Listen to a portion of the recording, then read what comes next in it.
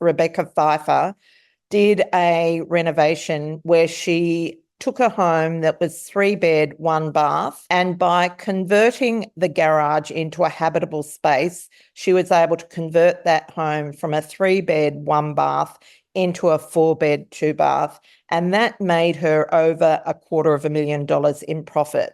You're listening to the She Renovates podcast.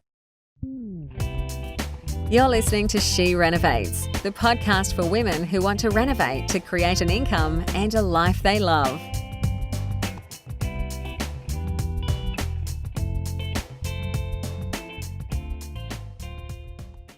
Hello, everyone. I'm back with another episode of She Renovates. Today's topic is around converting a garage into a habitable space. But before I get into that, I just want to let you know something very exciting. The tickets for She Renovates Live 2024 are on sale now. And so this is our 5th annual event. And so we've got early bird tickets available. So if you would like to jump in and get your ticket, head over to the website. We've got both online and live tickets. If you are currently in one of the programs, please don't buy a ticket because we have something special for everyone, but particularly for you because you're in our programs. So the theme this year is stepping up. And the reason I've selected this theme is because I've really noticed a lot of women in our community who are really stepping up to take their renovating to the next level. I can see it at every level. Beginners who are just getting started, it is a huge, transition to profitable renovating because there are so many things that you need to learn and get aligned. And so that's a massive exercise in stepping up in itself. Then the next level is actually building that reno muscle. So starting to do projects over and over again. Once again, it takes a big level of courage to, keep pushing forward when sometimes you do feel quite challenged. And then, of course, we have women who are at the other end of the spectrum. And you would think that once you've been renovating for a while that it comes easy. But no, there's always another challenge. And most of the challenges, many of the challenges are around funding. So experimenting with new strategies is always takes serious courage. And as women in particular, we know we second guess ourselves a lot and really undermine our level of courage. So that's why it's really important to have these events, to let you see what's possible, because once you can see it, then you're halfway there. It's that if she can, I can. And so that's the sense that we want to foster.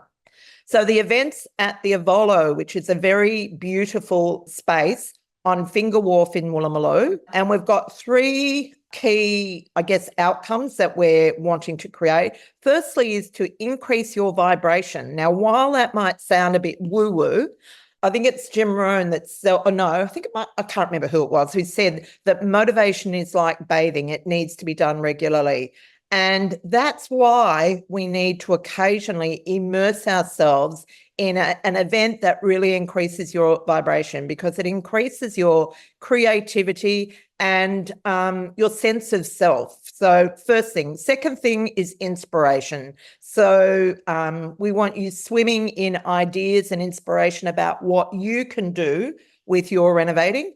And third goal is expansion, not just expanding yourself, but expanding your network, expanding possibilities for yourself. So every year I actually create a T-shirt design and we generally tie that into the Wonder Women retreat.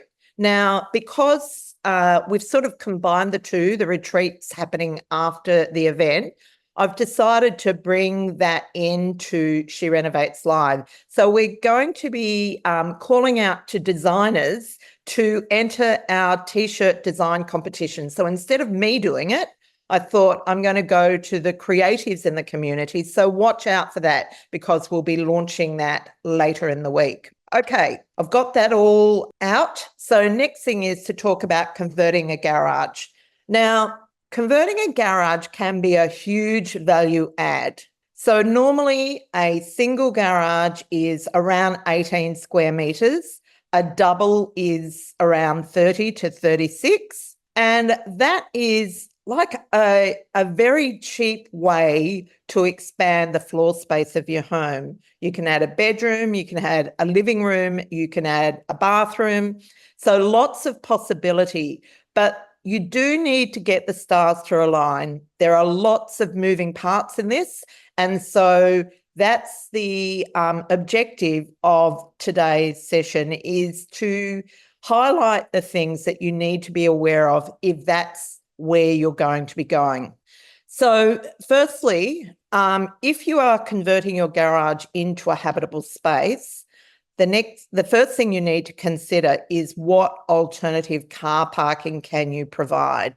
Because generally speaking, you won't be able to do it unless you can provide alternative car parking. And so you need to have the space to be able to put a carport or some form of car accommodation onto the block. So that's 101. So the next thing that you will need to do is to seek approval, get the permits in order to be able to do this. And you might think, oh, well, there's just a space there. Why can't I convert it? And why do I need approval? And the main reason you need approval is because it's considered a change of use. A garage is not habitable space.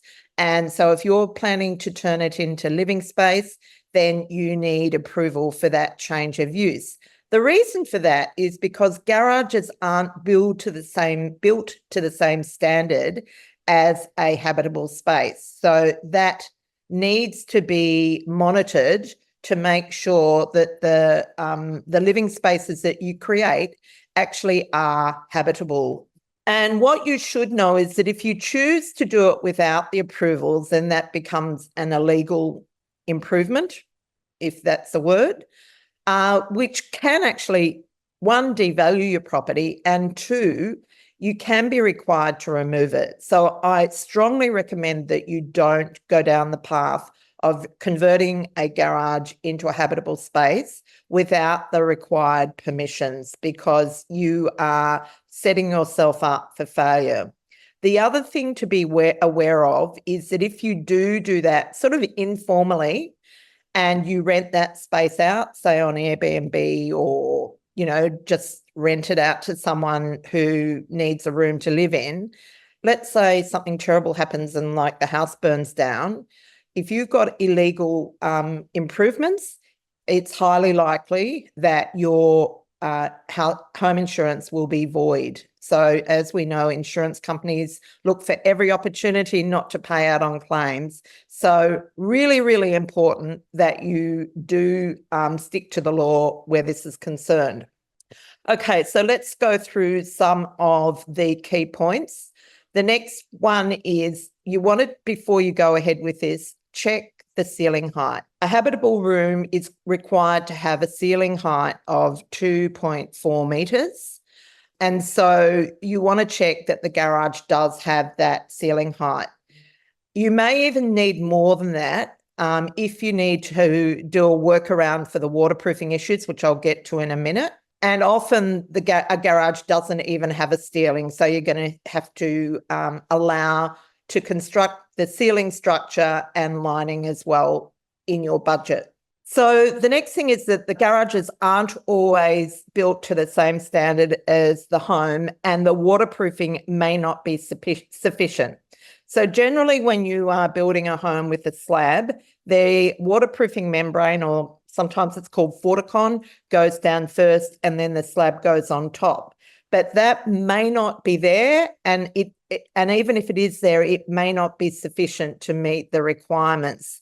So one of the workarounds, not the only workaround, but one of the workarounds would be to batten out the slab and build a secondary floor structure over the top, making sure that there's sufficient, allowance for ventilation underneath, so you're not building up mold underneath. And that will need to be done according to to the council approval. It will outline the requirements in order to get that space habitable. So, how do you find out if you've got a waterproofing membrane? Often you can see it, and you walk around the garage, you can see this plastic sticking out.